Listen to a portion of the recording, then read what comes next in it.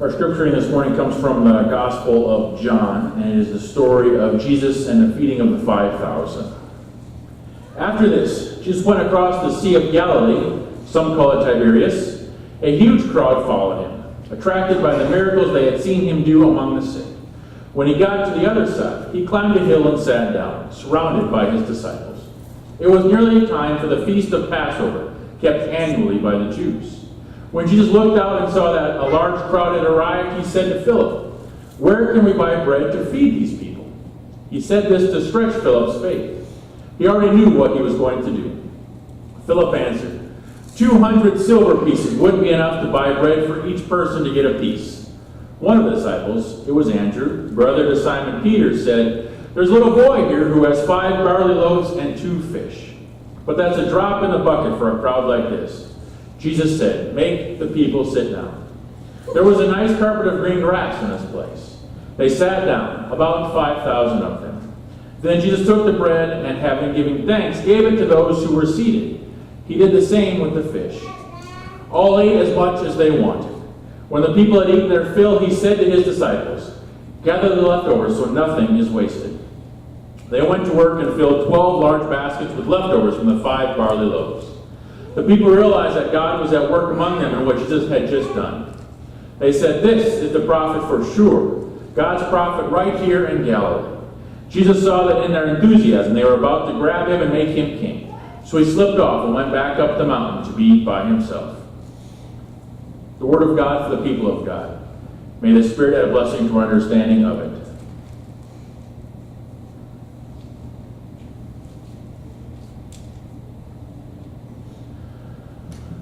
I want us to think of a couple things.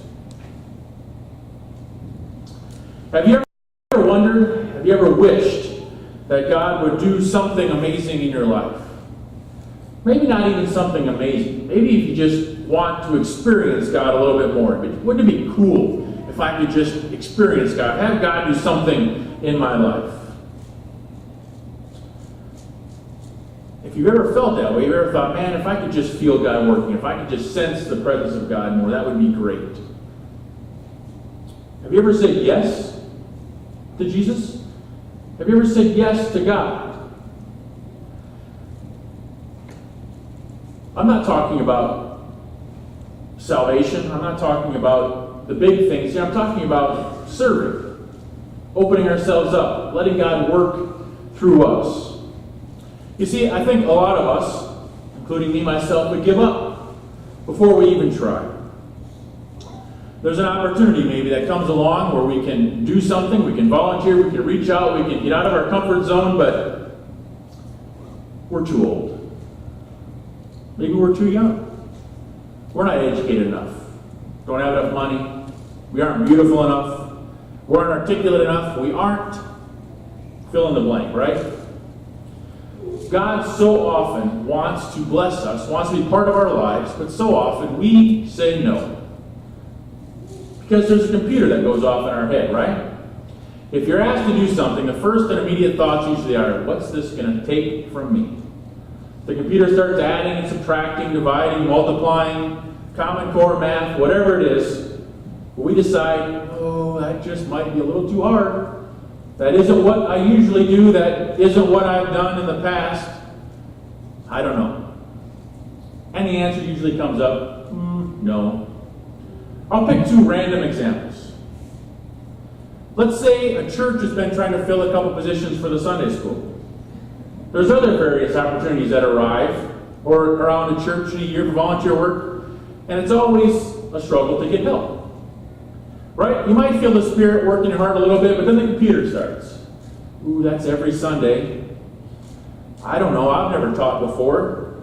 I don't know much of anything about the Bible. Church boards are hard work. They're boring. I don't want to miss Pastor Brian's wonderful adult Sunday school class. We better fill my office up this week, this spring fall, if that's the excuse, right? I can't do that, right? I'm a man. That's a woman's job. I'm a woman. That's a man's job. We start computing, what's it going to cost me if I'm going to do this? Someone else will do it, right? Someone else's computer will come up with the cost and they'll say, yep, they can take care of it. What if that's an opportunity for God to say, I want to bless you. I want to give you something. I want to bless others through you. But first, we got to say yes. God's not going to push us. God's not going to make us do it. We have to say yes first. Second random example that I just found. Let's say our church or a church is facing some important decisions in the future. Might be around budgets and insurance and all that fun stuff that goes through a church life. What's the usual response when the computers go off, right? How do we cut this? How do we cut that so we can reach what our budget is? But what if we were challenged to give more out of our own pockets? Then the computer really starts to kick in, right? Ooh, what would I have to give up if I wanted to give a little more to the church? I can't do that. There's stuff I need to get. There's stuff I need to pay for. I can't possibly give more to God. Right? The computer kicks in again, before we even think. What if God is looking to bless us through a challenge? What if God is looking and challenging us to take a real serious look at our own finances to say, how can we support the Church of God? Have I ever even taken a serious look at what I give? Right? Do I even make it a high priority? Sometimes blessings, sometimes feeling God working in our lives requires us to say yes. Sometimes it comes through a challenge. What happens usually if we start talking about challenging? If we talk around money, if we talk about time, right? If it's me, if I'm sitting in a pew, if I'm reading an article that challenges me, the computer kicks in. I do enough, I do this, I've done enough, blah, blah, excuses, everything comes out right away. It's never usually first, you're right, God, maybe I could do that. Maybe you want to use me and bless me through that. Maybe you're right, I need to take a serious look at how much I give back to God. What if Jesus is waiting to work a miracle? Or what if Jesus just wants to bless us through a volunteer opportunity, through reaching out, maybe taking a serious look at what our finances are and how we give to the church? We don't talk, or I don't talk a lot about money from the pulpit because it's easy to get defensive if you're sitting out there. I've been defensive sitting out there. It's not comfortable to talk about it because it's intensely personal, right? Usually the response is what I do with my money, it's not yours, right? It's all God's, is my priority. Sure it is. But Jesus talks so much about money in the Bible and how what we do with it because it becomes, and it is an important part of our lives, right? We have to make it. We need it to live. But then it becomes a driving force in our life, and we place priority in where we place our money. I've said it before, and I said it again because it's a wonderful thing that a pastor told me once. He said, if you show me a person's checkbook, I will show you that person's priorities. And it's true. So where does your giving fall in your priority line? Mine falls probably third. Car payments, insurance, grocery bill. Third. Now, if I had to pay for a house, maybe it'd be bumped down to fourth. Maybe it should be a little higher. Maybe it should be above the cars that I drive. Might be so. Might be a challenge that I need to look at. Where does yours fall in the budget line?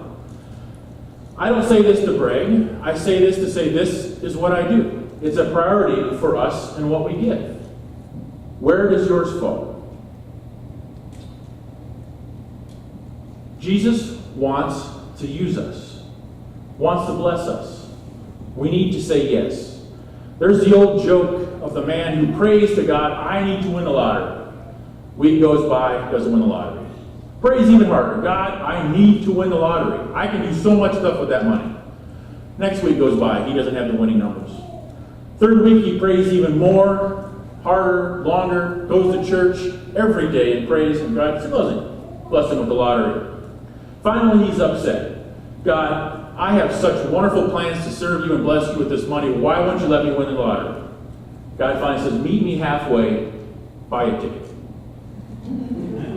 Right? We have to take a step and let God to use us. We have thousands, or we have closets full of thousands of excuses before we're able to say yes. We want to know what the outcome's going to be. If I say yes, what is the exact cost going to be to me? Time, energy, money, maybe, right? What am I going to have to do exactly? We heard the story today in the scripture in chapter 6 when Jesus was trying to get away from a crowd.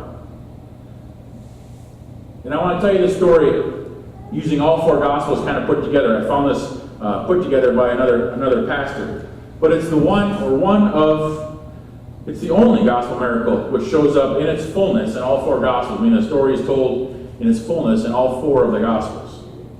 So this retelling is kind of the story of all four put together. It's spring in Israel. So the rains have come, the hills have been soaked, that's where we have green grass all over the place, and it's a time of the Passover meal. It's the Jewish religious feast, kind of like Easter, when they celebrate the passing over of the angel of death while they're in Egypt, signaling the last plague before they're allowed to go. So it's a holiday. It means people were out taking trips, packing their donkeys, and going on a pilgrimage to Jerusalem. It's a time of religious revival. Fasting and feasting and traveling, and it was a popularity time for Jesus. He was like the new rock star, the new celebrity, where thousands would gather to hear him preach and thousands would gather to watch and witness miracles. But also was a time of tragedy. According to the Gospel of Matthew, John the Baptist had just been beheaded. So John the Baptist was the greatest moral force and a great spiritual force, a great prophet for the land of Israel.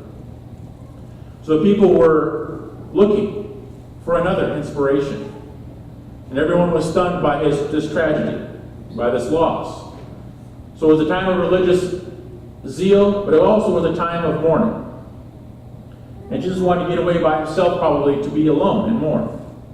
He wanted to get away to a lonely place. So he got in the boat. He traveled across the Lake Galilee to a remote point in order to get away from those massive crowds. And those crowds find him again. And his reaction wasn't irritated, he wasn't angry, he wasn't imposed upon. He looked at the massive crowd with compassion, and he taught them, and he healed them. The day quickly passed, it came close to supper time, and the disciples said, "Lord, it's late. Send these people home so they can get something to eat." And Jesus gives them an opportunity. And he says, "You give them something to eat." Of course, their reaction is much like ours. The computer starts going off. One version says 6 months' wages isn't going to get enough food for all these people to eat.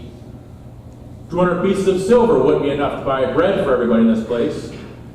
One of the disciples, Andrew, says, "Well, I'm going to start a fundraising campaign. Let me see what I can find." And he goes around the crowd asking. You can almost imagine. Who's got something to eat? One little boy says, "I got 5 loaves and 2 fish." So Andrew brings it to Jesus and says, "See, there's not enough here. Send these people home." Jesus says, "Give them the bread and the fish," and we all know what happens, right? Everyone gets to eat. Some Gospels say there were 5,000 men, so that means there was plus women and children. Some say it was only 5,000, whatever. Lots of people, more than what 5 loaves of bread and 2 fish can eat. But you see what happens? Jesus wants to give them an opportunity. He says, "I want you to feed them." And their response firmly is, "We can't. The cost is too great. It's not possible." But Jesus is saying, instead of the response being, "Okay, Jesus, what do you want me to do?" Their computers go off, right? What's it going to cost us to do this? Jesus wasn't looking for the computer to go off. Jesus was saying, "Just trust me."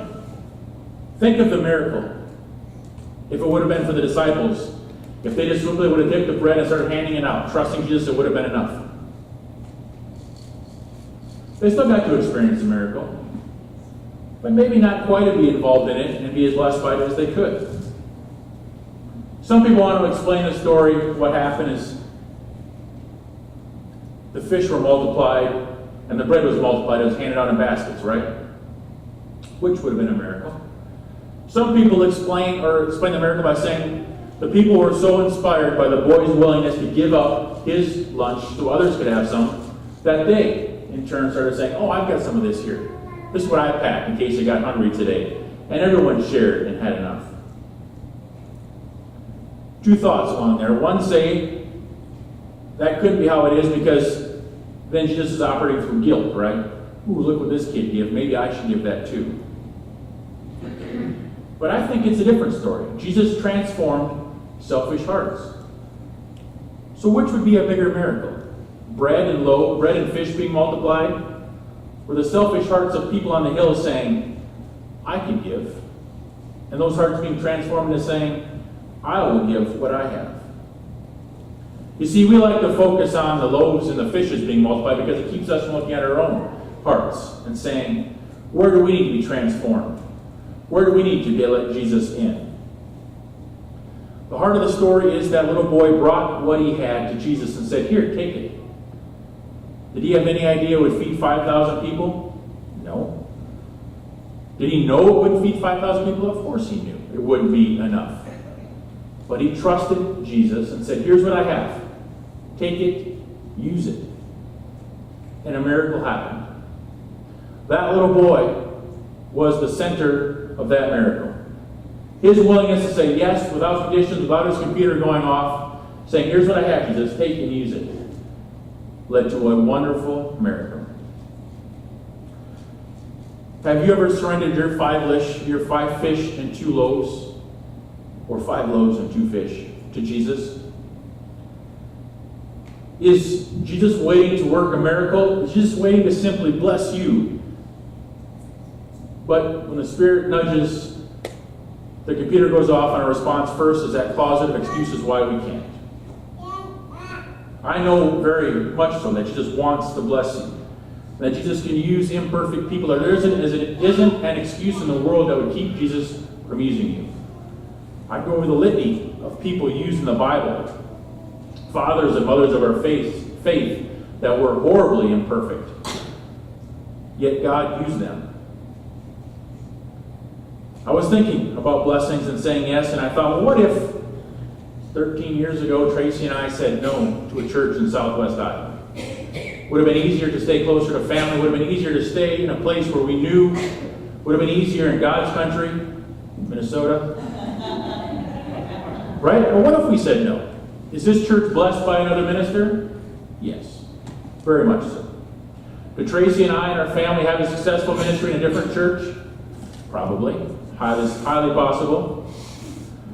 But would we have found a place where we would have been so embraced and where we wanted to spend our lives, where we wanted to raise our kids? Maybe. If we would have counted all the costs and added up what would have been easier, saying no would have been easier. Would God still have blessed us? You bet. Would it have been the same blessings? No, it would not have been. Jesus wants to use us. Jesus wants to bless us. But are we willing to surrender our loaves and our fish to Him? Are we willing to say yes and take a chance and take that first step? I wonder. Jesus challenges us because Jesus is not going to push.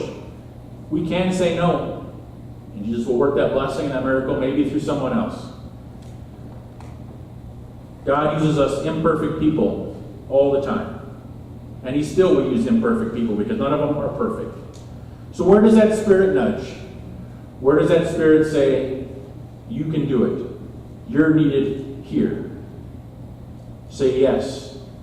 Don't be stuck. I am so excited today. It's like I woke up and thought, today is the day to get working for Jesus. Kat, I'm so excited to find someone who's ready to take action and get things done. Oh man, I am that girl. Exactly. Yeah. I've got something perfect for you. So let's get started. What are you doing? Stand out. Remember, we were going to take action. Yeah, but this is where I always sit. Right, but I need more than this. Oh, I know what you're getting at. Okay, Jesus, how much do you want? $50? Is that enough? Oh, that's not what I meant. Oh, all right. Well, 100 then, you know. You drive a hard bargain. Okay, but you might not want to catch this till next Friday. You know what I'm saying? Right. There you go. Okay, Kat, really, I do think it's great that you want to give, but I want you to mentor a younger woman. Ooh, yeah, right. Well, Jesus, you know, I'm not really into, like, teaching people and stuff. I mean, I don't really get into that. Okay, you know that woman at the office, Amy? Yeah. I want you to take her out to lunch. Tell her about me. Well, Amy is different. I mean, like, really different, you know? I know, but she needs to know about me. And I can tell the people at the church to color. I mean, they get paid to do things like that. I want you to do that. Jesus, I just don't feel comfortable doing that. No, Kat. The problem is, you're too comfortable.